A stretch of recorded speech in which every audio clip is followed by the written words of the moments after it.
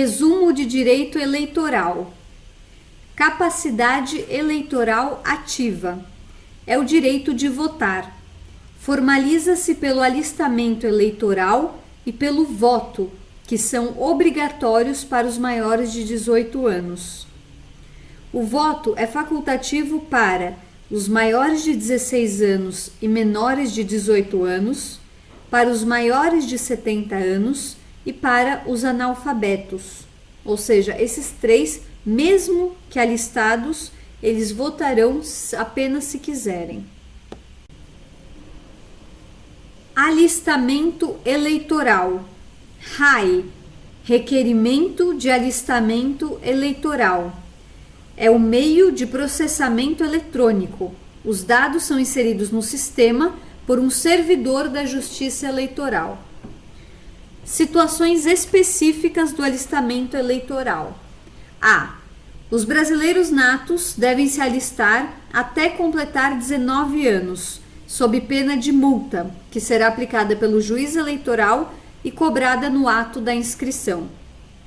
B. O brasileiro naturalizado deve se alistar até 1 ano depois de adquirida a nacionalidade brasileira, sob pena de multa aplicada pelo juiz eleitoral e cobrada no ato da inscrição.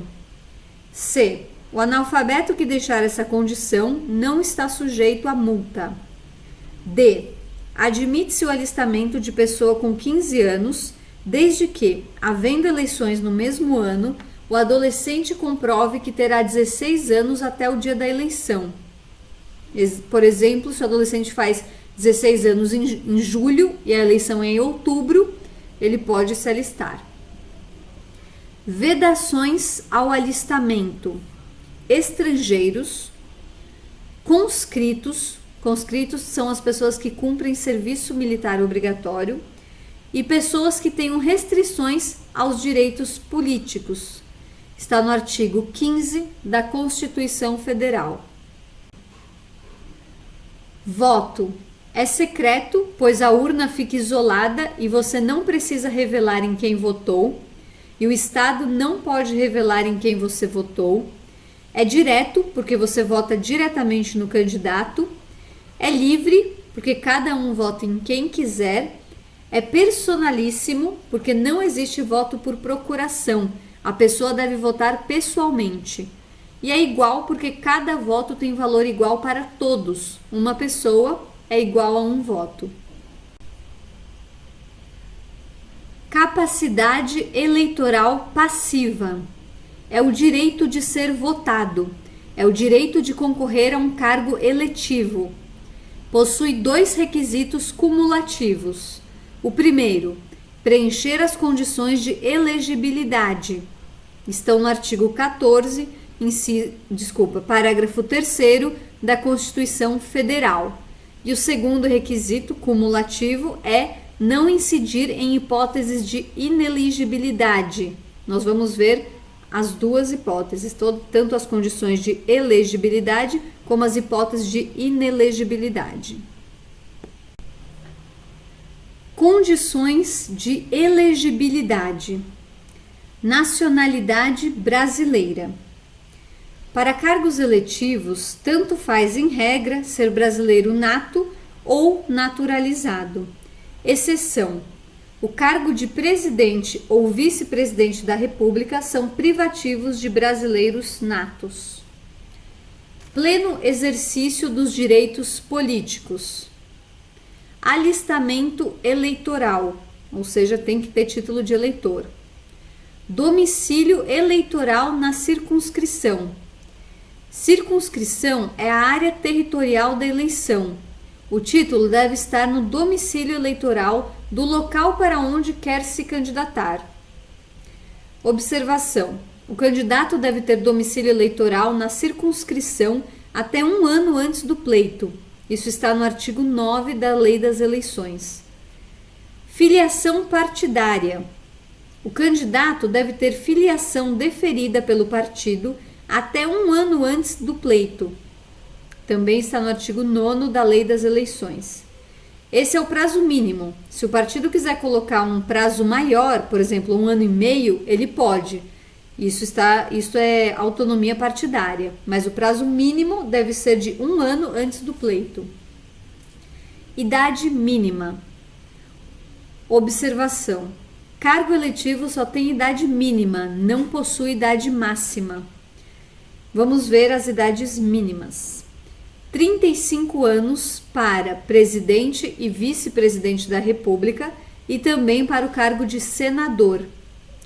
30 anos para o cargo de governador e vice-governador dos estados e Distrito Federal. 21 anos para deputados, prefeitos, vice-prefeitos e para juiz de paz. 18 anos para vereador. Observação 2. Idade mínima é a única condição verificada até a data da posse. Ou seja, se em outubro, no dia da eleição, ele tinha 20 anos e em dezembro ele completar 21, ele pode ser prefeito, pois na posse ele terá a idade mínima. Então, normalmente as condições são verificadas até a data da eleição, mas a idade mínima é verificada na data da posse. Então, todas as outras condições são verificadas na data da eleição, exceto a idade mínima, que é verificada na data da posse. Hipóteses de inelegibilidades. Inelegibilidades são circunstâncias que, uma vez verificadas, impedem o exercício do mandato eletivo. Existem hipóteses de inelegibilidades constitucionais e legais. As constitucionais estão previstas na Constituição Federal e as legais estão previstas na Lei Complementar 64 de 90, que é a Lei das Inelegibilidades. Isso porque a Constituição Federal exigiu que fosse uma lei complementar. As inelegibilidades podem ser absolutas, que são aquelas que tornam o indivíduo inelegível para qualquer cargo, que é o caso dos inalistáveis e dos analfabetos, e a inelegibilidade pode ser também relativa, que é a que torna o indivíduo inelegível para um ou alguns cargos. Por exemplo, o chefe do executivo não pode exercer um terceiro mandato consecutivo. Ele pode exercer um outro cargo, mas ele não pode exercer o terceiro mandato consecutivo como chefe do executivo. Observação: quando ele for disputar a reeleição permitida, ou seja, 2, a segunda, ele não precisa renunciar. Observação 2. Quando ele for disputar para outro cargo, o chefe do Poder Executivo deverá renunciar até 6 meses antes do pleito. Outra inelegibilidade relativa é o caso do parentesco, está no artigo 14, parágrafo 7º da Constituição Federal. O cônjuge e os parentes até segundo grau são inelegíveis dentro da circunscrição para qualquer cargo para parentes de prefeitos, governadores e presidentes. Exceção: se o cônjuge ou parente já era eleito em cargo na circunscrição e ele for tentar reeleição, aí ele pode. Funções da Justiça Eleitoral. A Justiça Eleitoral possui 4 funções. A primeira, função jurisdicional, que é a que resolve litígios. Função administrativa, que é a função de organizar o processo eleitoral. Função normativa. Por meio de resoluções de tribunais eleitorais, elas regulamentam a lei eleitoral. Função consultiva. É permitido a formulação de consultas à Justiça Eleitoral, desde que seja consulta em tese. Então, a resposta àquela consulta ela vai beneficiar todos, não pode ser uma consulta específica para um determinado caso. Então, por exemplo, você pode fazer uma consulta perguntando se é possível um determinado tipo de propaganda. Aquela resposta vai beneficiar a todos. Órgãos da Justiça Eleitoral. São 4 os órgãos da Justiça Eleitoral: Tribunal Superior Eleitoral, Tribunais Regionais Eleitorais, Juízes Eleitorais e Juntas Eleitorais.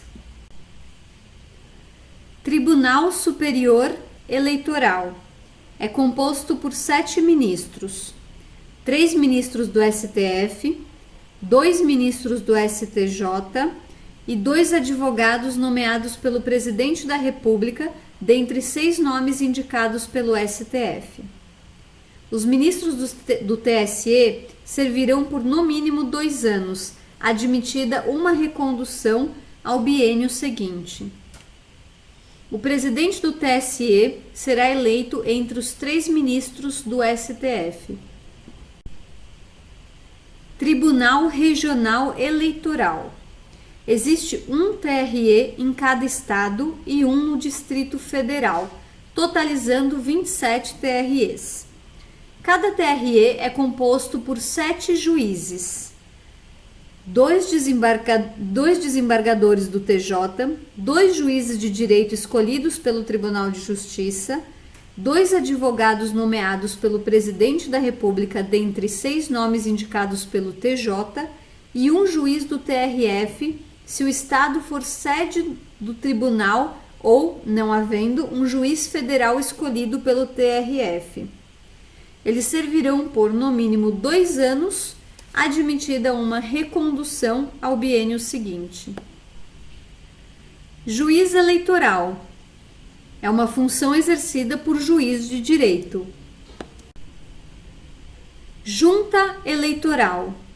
São órgãos de primeira instância cujas funções se relacionam com a apuração de votos e a diplomação dos candidatos eleitos. As outras questões, que não sejam apuração de votos e diplomação de candidatos eleitos, são decididas pelo juiz eleitoral.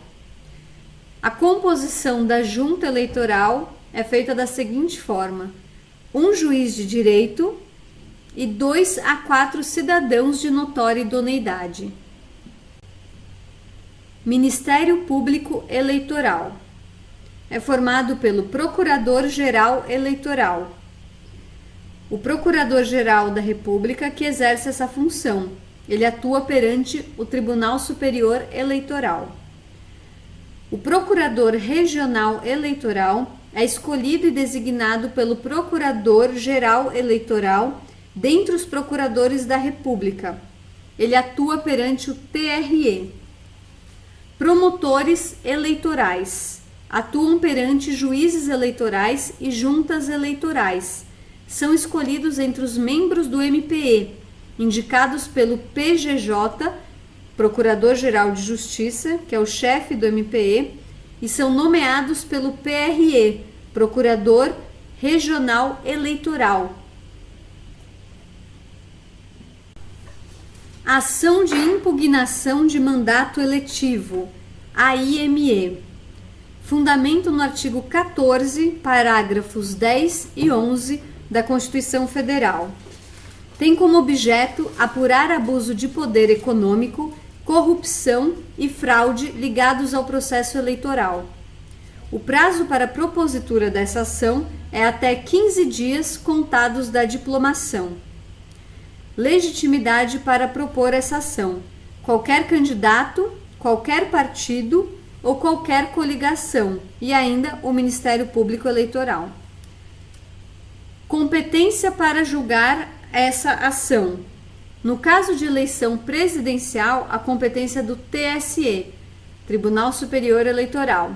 No caso de eleições federais, ou seja, deputado federal e senador, ou eleições estaduais, deputado estadual e governador, a competência do TRE, Tribunal Regional Eleitoral.